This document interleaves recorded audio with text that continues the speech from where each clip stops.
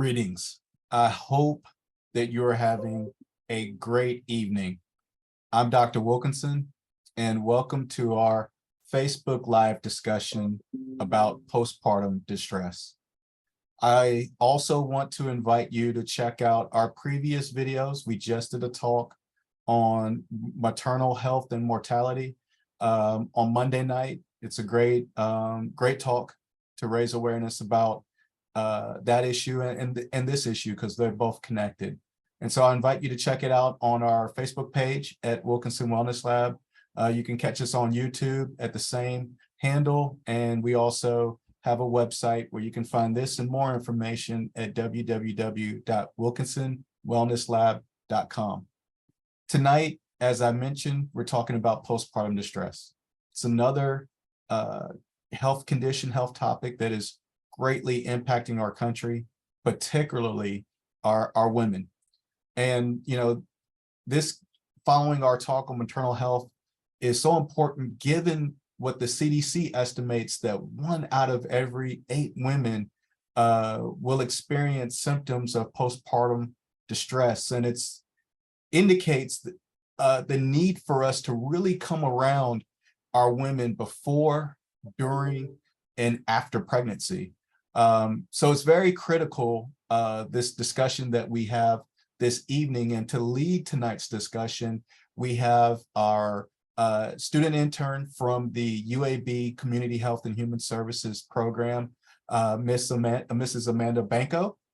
And she is joined by other interns here tonight: Regina Dodson, Angela Wilson, Jessica Fagan, and Ashley Peoples. So, without further ado, Amanda, the floor is yours. Thank you so much, Dr. Wilkinson. So, ladies, we meet again. Always a pleasure. And tonight we're going to talk about postpartum distress. I know that this is a topic that can be uncomfortable, and it can be a little bit scary, but I think that these are conversations that need to be had. I have my own story that I'll get into in a little bit, but before I do all that, I just want to sincerely thank you all for joining me tonight. And to everyone watching this, thank you so much for tuning in. And we will try to keep it, interesting for you, but it's definitely something that I hope that, can shed some light on a dark topic. So one thing I want to say, before I even get into this is, we're going to be talking about some kind of heavy stuff, but it is important, even if you're not a parent, even if you never plan to have kids, that we all know kind of what to look for. In my story, it happened by a stranger, and I'll elaborate that in a little bit, but it's important that we all know what to look for. Most of us know someone who has a child, a mother who's had a baby, or we will know a mother who's had a baby. So even if you think this doesn't pertain to you because either you never plan to have kids or you're not a woman or whatever, I assure you there are ways that you can help, even with that being the case. So, and that's the whole it takes a village thing. So just keep that in mind. Another thing I want to say is that, if you feel like you might be suffering from something, or you feel abnormal, if you hear nothing else in this discussion, please get help. Reach out to somebody, get counseling, reach out to a therapist, go on Facebook support groups, do something. If you feel like you're experiencing something that's not normal, whether it turns out to just be the baby blues or, typical hormonal changes, it never hurts to get help. It never hurts to reach out. So again, if that's your only takeaway from this entire discussion, please, if you have to ask, just seek some help from somebody. So let's get down into it. So, we've all, at least on this panel, we've all experienced motherhood in some degree. And Dr. Lauren Osborne, who is the former Associate Director of Johns Hopkins for Women's Reproductive Mental Health, talks about how no mother is happy all the time. There's times that, they have to put the baby down and step away. And that is completely normal. There are mood swings, you've got irritability, you've got exhaustion, you've got hormonal changes, your sleep is messed up, your body's just been through a traumatic event. So there are tons of things that are going on. And, about 85% of mothers will experience some type of postpartum, baby blues is what they're known as. So that is normal. And more importantly, it's temporary. So what tonight's discussion is about is what happens when it doesn't go away. What happens when our symptoms are a lot more severe than what the, WebMDs are telling us they should be. What if things feel more extreme than they should? If we're having invasive thoughts, things like that, what do we do then? And in my story, I had my son, and I was told that I was going to be at high risk because I, had dealt with depression previously. So I heard, oh, well, you're a pro, you got this, like I thought, oh, okay, well, I've had enough practice, I'll be fine.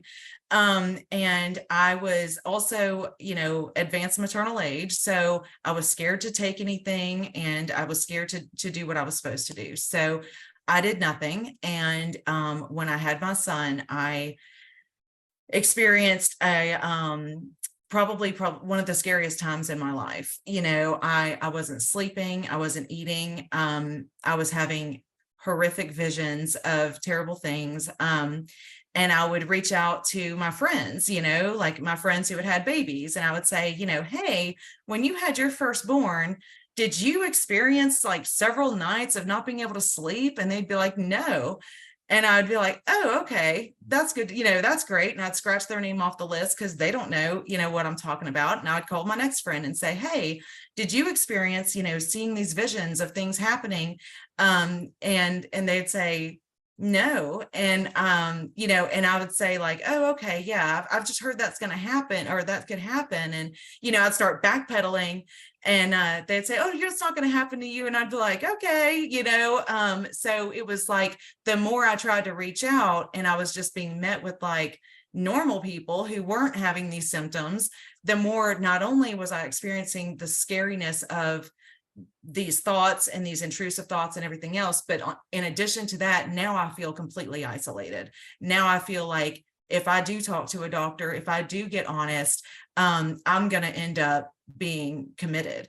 And, I spoke about last week, talking to a doctor about just the tip of the iceberg and kind of getting the pat on the head of, you're fine, it'll be okay. And, it wasn't, it wasn't okay. But at that point, I'm telling myself, my friends don't get it. The medical community doesn't get it. Something is seriously wrong. And I think that spun me into way more of a tailspin than I would have gone into had I been met with support. So that's just a little bit of my story, but I do want to open up the panel. So before we get into the mud of it all, let's talk about postpartum distress and what that means to you. When I think of postpartum distress, I think of a mother who is struggling with maintaining herself after having a baby, having trouble concentrating, remembering things, keeping commitments, and even having trouble with self-care and hygiene. I remember when I had my baby back in 2007, it was a difficult delivery, and I experienced some postpartum depression. When the doctor told me she wasn't going to be able to, walk, talk, do things normal kids would do. I experienced just crying all the time, really couldn't sleep, really had very few words. I really didn't say much. So I did experience some postpartum depression, to where the doctors and my family seen it and provided me with resources. So that's what, when I think of postpartum distress, that's what it means to me. When I think of postpartum distress, it's actually very personal to me also, because I did not have a healthy, normal delivery. I had a very complicated delivery where unfortunately my baby was sick. She was born with an intestinal disease called necrotizing enterocolitis, and I will never forget that disease. But I was okay, but my baby needed to go to the neonatal intensive care unit in St. Pete, Florida. So I felt very guilty because I'm thinking, why am I okay and my baby is not? What did I do wrong? Did I not eat enough? Did I not eat right? Did I not exercise enough? What did I do to contribute to my baby being sick? So I was overwhelmed with guilt, and I did not get the opportunity to bond with my baby, which is very important. I mean, my baby, like I said, she had to go to the NICU, and there was no laying her on my chest or, hearing the cooing sounds or whatever. So it got to the point where, I blame myself, and I didn't care if I ate, I didn't care if I slept, I didn't care if I had a bath. The extent of my personal hygiene and care at the time, while she was in the NICU, was I think I washed my face and brushed my teeth, and probably not both of them together on any given day. So postpartum distress to me is very real. I didn't have to, read it. I went through it, so it's very personal, and it can be very overwhelming, and I was overwhelmed. And when you're in that space, you don't see help. There's nothing that can help you really. You're just in kind of like a dark fog. That's what I remember it feeling like just a dark fog, and you're so helpless. So it is very real to me. Yeah, postpartum distress is very real for me as well.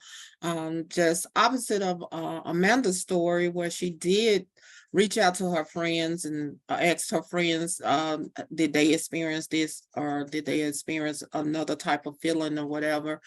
I myself was afraid of the stigma that would be placed on me for having just thoughts of inadequacies as a mother, or not fulfilling that motherly role completely, questioning different things about taking care of my baby.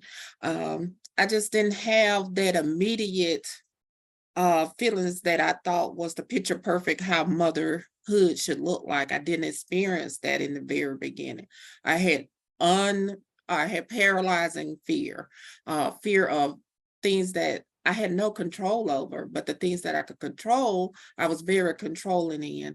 And so I didn't have that outlet. And it took me months to get to the point where I did realize I need to seek help. But it took a while, and I just didn't have that,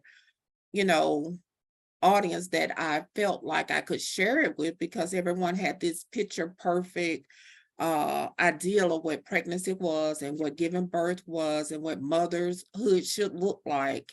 And I didn't feel like I had that, and I felt inept, and I felt like I was doing a disservice to my own child. So with that fear, it kept me immobilized in a way that I wasn't able. I felt like I could not be the mother that I was in that those beginning months. So that's what postpartum distress was for me. When I think about postpartum distress, and I thank you all for sharing your stories, and thank you, Amanda, for doing this talk, because it's very important. When I think about postpartum distress, I had a early pregnancy loss, and after that, I wasn't feeling well. And when I spoke with my nurse and my doctor, they said that women can still experience some form of postpartum distress. And I just remember, not really having an interest in doing anything. I went 10 days without showering. I was under eating, just laying in the bed, oversleeping, and then I eventually got put on sertraline. I take it every day, and it's helped a lot. So when I think about postpartum distress, I definitely think about, not feeling like yourself, wondering what's wrong, but maybe not being able to pinpoint it. Definitely feeling off, and having like your daily routine of life being affected. I mean, even something, you know, as simple as hygiene. So when I think about postpartum distress, that's what comes to mind. Well, let me just start by thanking you all. I know some of this is very personal, and at any point you could share to your comfort level, but I do appreciate everybody for, getting personal and talking about your stories, because, that's part of the whole stigma, removing the stigma is showing that this is not something that just this type of person has, or just this group of people experiences, that we all can experience it. And it's terrifying. And I want to just mention too that, we're using the term postpartum distress, and that's just to encompass not only postpartum depression, but also postpartum anxiety and psychosis. So, when I was researching this, which I've done several papers on, and I feel like I could write a book on it by now, but 21% of mothers experience some type of postpartum anxiety. And, the postpartum psychosis is a little more rare. Currently, it's showing about 1%, but there's really not a test for that. So I think as we continue these conversations, I think we're going to see those go up a little bit. And as, the mental health community starts getting, these tests in order and, figuring out a way to really gauge whether it's postpartum depression, anxiety, psychosis, or all of the above. About 1% of mothers experience the psychosis, but if you are dealing with a mother with previous mental health issues, that number skyrockets to 30%. So it is something that is scary, and it is real. And with that said, let me just open up for the panel. What do you know about like postpartum anxiety, which is also known as PPA, and psychosis? I know with postpartum anxiety, a new mother will find herself obsessing over irrational fears or things unlikely to happen. She may not even leave her home. And with postpartum psychosis, I looked into the Mayo Clinic site, and according to the information I found, a mother may feel paranoid, have intrusive thoughts, possibly harm herself and her baby. And I recall reading an article late this year about a lady, a nurse, Lindsay Clancy. She ended up killing her 5-year-old, her 3-year-old, and her 8-month-old baby. And after that, she tried to commit suicide by jumping out a window, but she strangled them with exercise bands. She was charged, and in the article, the attorney said that she was diagnosed with postpartum depression and possibly postpartum psychosis. In the definition, they had said what postpartum psychosis is a rare condition which hallucinations alter people's sense of reality after childbirth, driving them to harm themselves or their children. Many people believe that she didn't get the help she needed because it was a lot of testimonies that she really loved her children, that she breathed and lived for her children. So this is a sad situation. So this is very important that we're able to recognize some of these signs and symptoms. So what I know about postpartum anxiety is that is Jessica done? I can't tell. I think she's frozen. Okay. I'm sorry. But basically, I'm sorry, my phone did froze. But I was just basically saying it's very important for us, to recognize those symptoms and signs so our loved ones or friends could seek help. So what I know about postpartum anxiety is that the new mother can have difficulty concentrating and focusing. She might have a lack of appetite. Again, all things that I went through, and I have several girlfriends who, when they were new mothers, they went through the same thing. And regarding postpartum psychosis, I vividly remember the story of Andrea Yates. She was the suburban mother out of Houston, Texas, that drowned all 5 of her children one by one in a bathtub. And after she had drowned them, she called her husband to tell her husband what she had done. And she also called 911 several times to tell him that she had drowned all 5 of her babies. And initially, of course, she was tried and she was sentenced to life in prison. But she had a retrial. And on the second trial, she was found guilty by reason of insanity. the jury actually concluded that she had suffered from postpartum psychosis.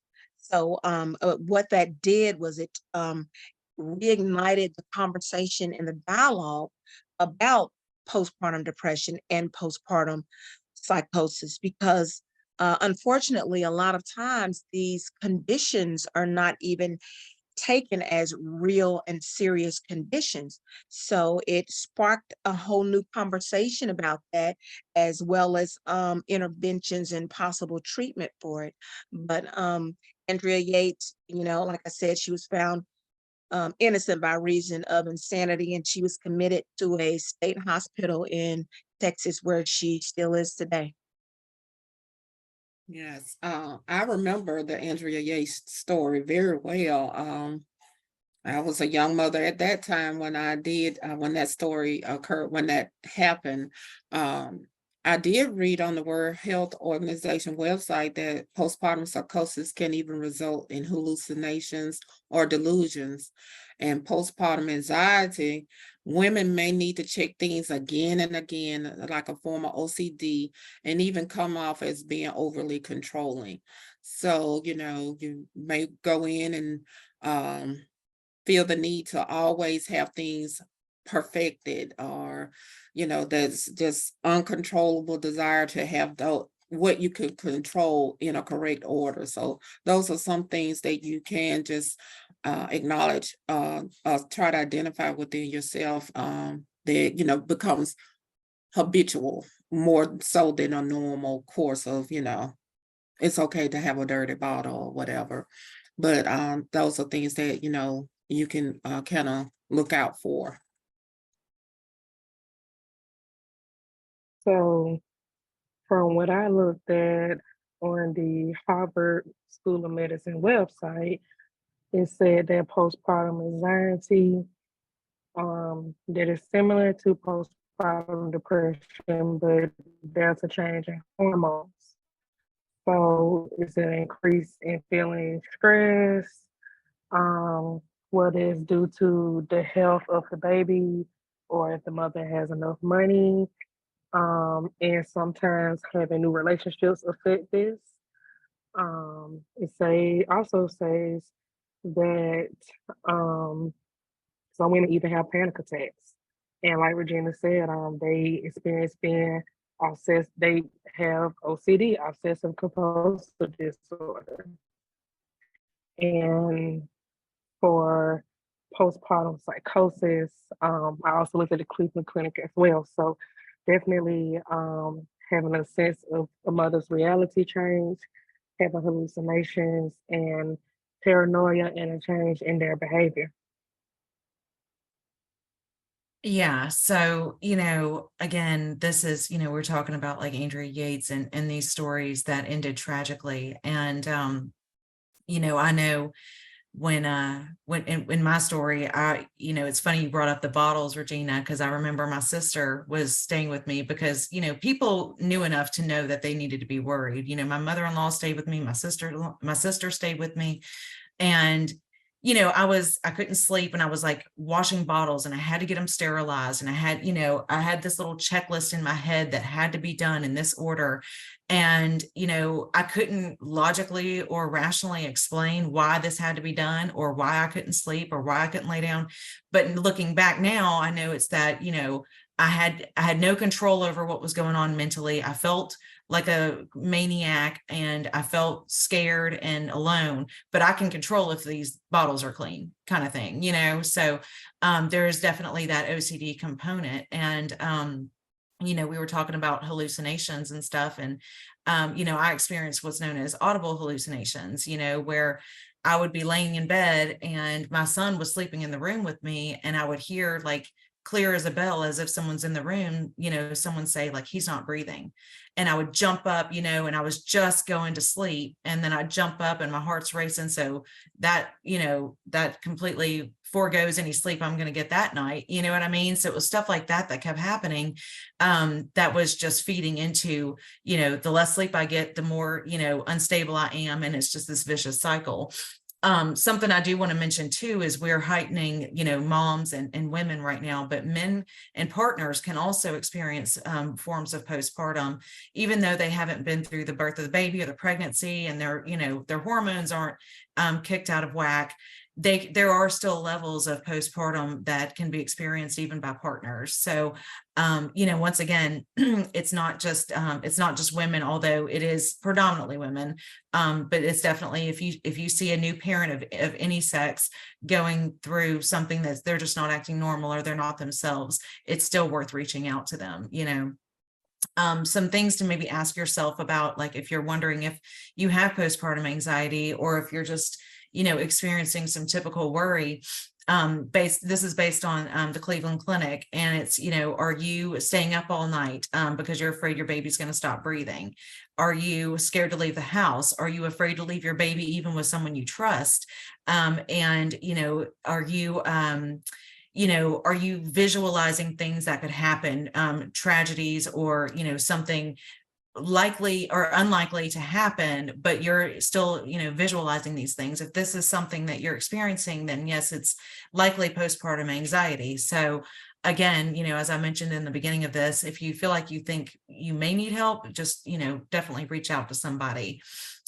With that said, I want to open for the panelists. What would you suggest to somebody that you think may be suffering from postpartum distress, whether they verbalize it or not? What would you say? What would you recommend to someone? I would recommend letting her know that she is not alone, and together we can reach out for help. I would tell her to look into counseling services and possibly therapy. That many women experience postpartum distress, and that you don't have to suffer alone.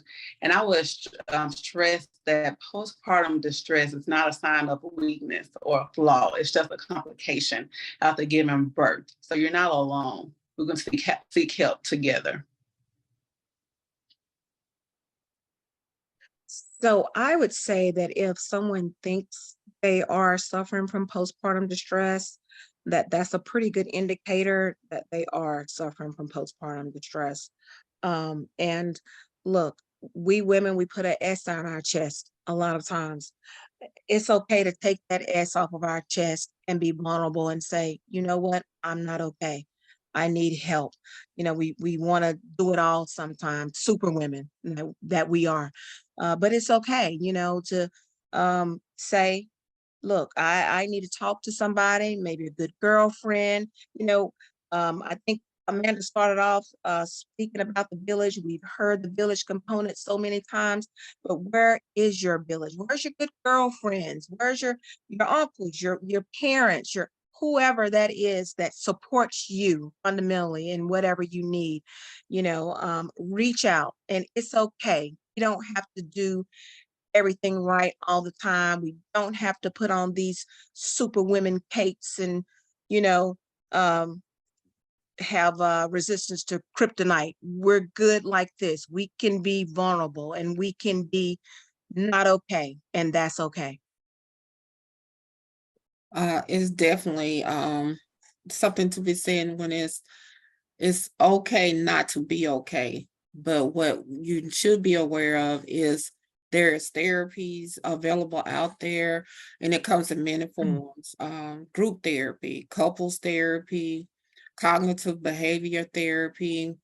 I do know of several online support groups that can offer assistance for, such as postpartum.net, postpartumdepression.org, and healinggroup.com. As well as locally, you can reach out to your local therapist, your OBGYN, your psychiatrist, your community leaders, or your worship leaders. They can be of assistance, but just don't suffer alone. Always find someone that you can trust and have that conversation with, and just don't try to conquer it all on your own. So I was definitely looking online, and OSHA has some pretty good information, and it's from the OSHA Office on Women's Health, And they have a lot of great information on postpartum depression. They have a lot of resources, what causes it. How do you know if you have it? Is it coming? They break down postpartum psychosis and what you should do if you have the symptoms and how it is treated and what can happen if it's not treated. And they also have plenty of different resources.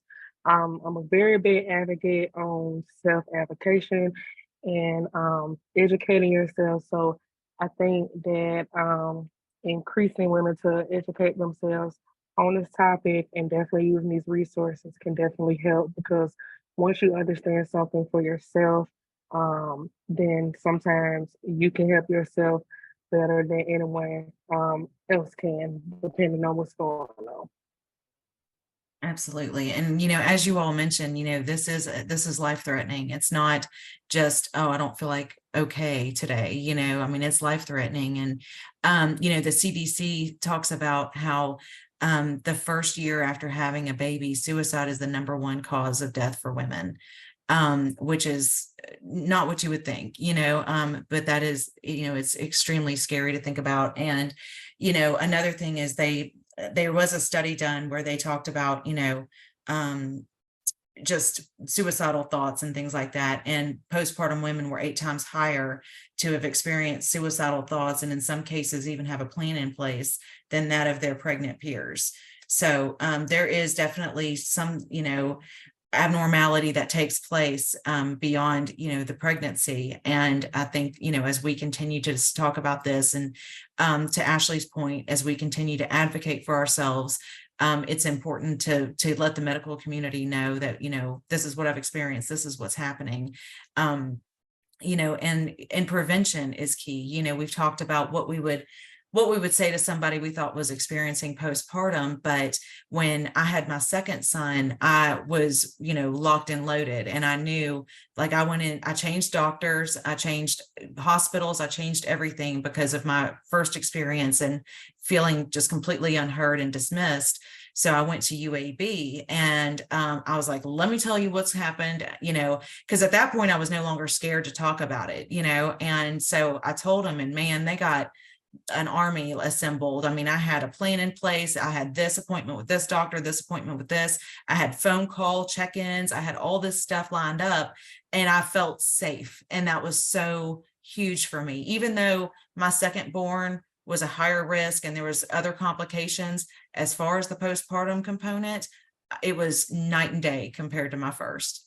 So with that said, what do you ladies suggest for reducing the risk for postpartum distress?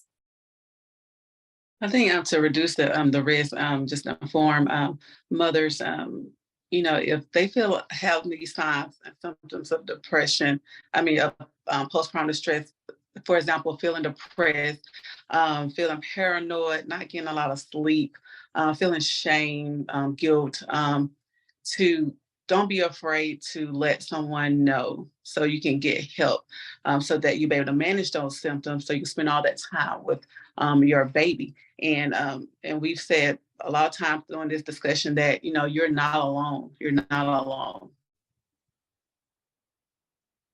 Absolutely. So I would say, let's not forget to pamper ourselves while we're carrying this baby. Let's go to the spa, have a spa day, a girl day. Let's put some makeup on. I remember catching myself during my pregnancy, and I had like 2 plaits on either side of my head. My nose was all wide. My face was all big and swollen. I was like, I had on a baseball shirt, and I was like, okay, no, this ain't a good look. Let me do something for me. You know what I mean? Like, I put on me some makeup and got my hair done and had me a nail day. And, that's important when you're carrying that baby because, again, our hormones are all over the place. So self-care definitely can contribute to, us being okay after we've delivered. Also, exercise, get exercise, take a nice long walk.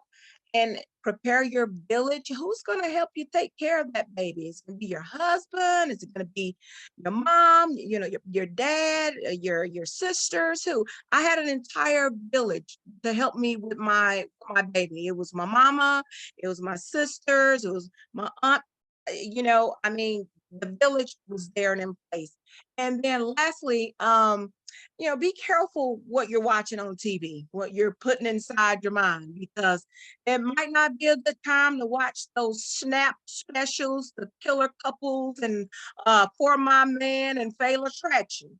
It might not be so settling on your mind. So, you know, be cognizant of that. My go-to was like the Golden Girls and Sanford and Son, particularly the ones where Aunt Esther and Fred was cutting up. So, you know, laughter is always a good thing. So just be careful what you're putting inside of your brain, inside of your mind. Yeah, I agree. Definitely, laughter is good for the soul, and I do think that also proper nutrition, getting the rest that you need. Going back to what you just said about exercising will release serotonin. Those are natural and things that make you feel good about yourself. And just, you know, take out time each day, carve out at least good 30 minutes to 45 minutes of just getting some exercise. If it's just stretching, walking, just to release that those serotonins and raise those levels and making you feel good. So, you know, just practice that and make that a part of your daily routine.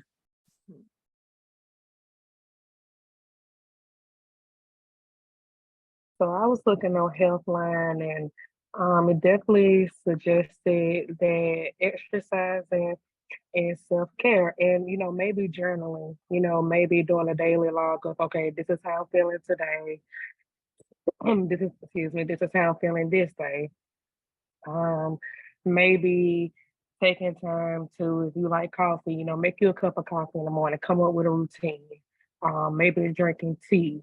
Drinking tea has been shown to help a person relax and help with those stressors. And then maybe reading. I don't know if this may help, but there's a book by James Clear called Atomic Habits, and it talks about getting into a daily routine. So maybe reading that book and coming up with a routine to help you. Thank you so much. That's funny you bring up Atomic Habits. I actually just read that book. It's really good. But yeah, you know, and, you know, when we started this discussion, you know, I was talking about getting all the no's when I was reaching out to various people, and no, I didn't experience that. And, you know, let me be clear, no one ever denied helping me, but I just wasn't willing to like cross that bridge because I felt like they would think, you know, something was seriously wrong with me. So one of the vital steps that happened, you know, my family was expressing concern, my husband was expressing concern, and I don't want to dismiss that, but you know, sometimes it takes an outsider. And there was this little photo contest, and it's like, hey, if you have a cute baby, you could get this free photo shoot. And I was like, well, I have a cute baby, so I take a picture of my baby and I send it in, and she's like, you win. And I was like, great. So I go down there, and she's taking pictures of my son, and she's doing all the cutesy little newborn poses and all this stuff. And I'm acting, I assumed normal. Obviously I wasn't acting normal, because as I'm wrapping up and I'm getting my son together and I'm leaving, she stops me and she just like gently put her hand on my arm. And she said, you know, you know, you're okay, right? And I was like, yeah, I know I'm okay. And she's like, no, I need you to hear me. You're okay, right? And I just kind of looked at her, and she's like, you know, and she gave me a bunch of information to a postpartum group that she had started. And I don't want to name her because I don't want to tell anyone else's business, but she, you know, she did have an online meeting, and I don't know if she still does, but that meeting was a huge step for me to finally see, like, wait a second, this isn't just me. I'm not the only person in the history of mankind that's ever experienced this. And that was a huge little confidence boost to take the next step, which is, you know, find another doctor and take the next step, and so on. So Again, I really appreciate everybody's vulnerability tonight, your honesty. We all know that more can be done, and I think that the medical community is making great strides, but I think that we're not just there yet. I think that there needs to be more trained staff, even at pediatrician offices. That's a huge push of mine, is to get mom checked on when she takes her baby, because a lot of times, we're a lot more willing to take care of someone else than ourselves. And if we are at our well visit with our baby and someone pulls us aside to say, are you okay? Here's some resources for you. Here's some things, are you not sleeping? Are you this? Are you that? Because we're all going to say we're okay until we start getting called out on specific symptoms, and it's like, well, yeah, that's okay. I am experiencing that, so that would be huge. Like I talked about earlier, having a plan in place before your due date. If you've suffered from depression or anxiety, or even if you haven't, because this is not exclusive to people who have had mental health issues in the past. This can happen to anyone, but particularly those who have had mental health issues in the past. Have a plan in place. Talk to your doctor, talk to your nurse, talk to a therapist, have everybody on board and know what's happening before you get to that point. So with that, in conversations like this, I think we all can have a huge part in removing the stigma. So I want to again sincerely thank you, ladies, on my panelist. It's always a pleasure. I want to thank anyone who watched this. I know that this may strike some of you more than others, but I do appreciate everybody who commented and liked this video and shared this video. And lastly, I want to thank Dr. Wilkinson, for giving us the platform to discuss these topics. This is something that in my wildest dreams, I never thought I would talk about on a Facebook Live. I was scared to talk to my best friend at the time, and now I'm talking about it publicly. So with that, I thank Dr. Wilkinson, and with that, I'm going to go ahead and turn it on back over to him. And really, my thanks is to you, Amanda, for spearheading tonight's discussion, for establishing it as a topic, for the audience out there. When we get together in our lab meetings, we're talking about what we see going on in society, what we feel is topics that need to be shared and discussed. And I remember some of our earlier discussions, and knew that that bravery would have to be a part of this in order to have tonight's discussion. And I want to thank you, Amanda, Regina, Angela, Jessica, and Ashley for being brave.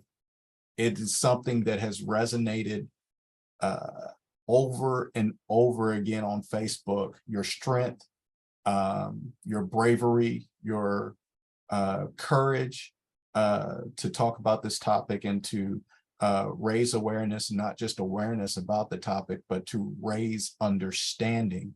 So many men shared tonight how powerful y'all's message was this evening, and the need for more of this information to be shared.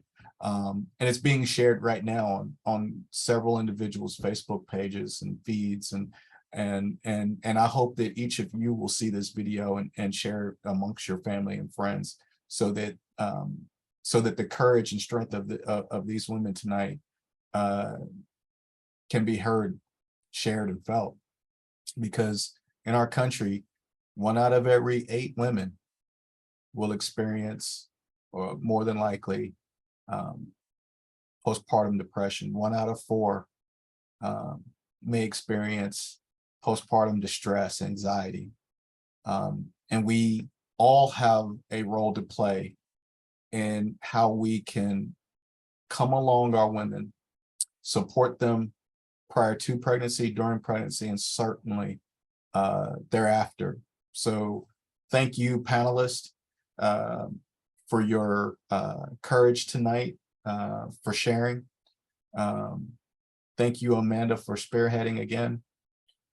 Thank you, all of you, for engaging in a robust conversation tonight, a message from our community partner, Miss Dorothy McAdory. I'm going to read it right now. Great session tonight. Keep reaching out.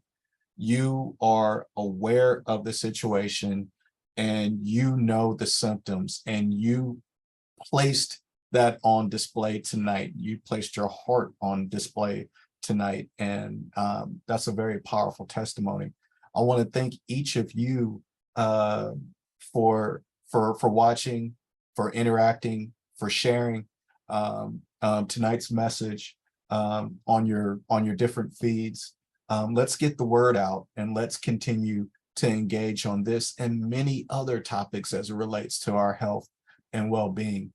If you have any questions, any comments, or suggestions for topics, and you want us to address them, please email us at wilkinsonwellnesslab@gmail.com, and or you can post on our Facebook page at Wilkinson Wellness Lab. Also, a recording of tonight's message will be placed on YouTube.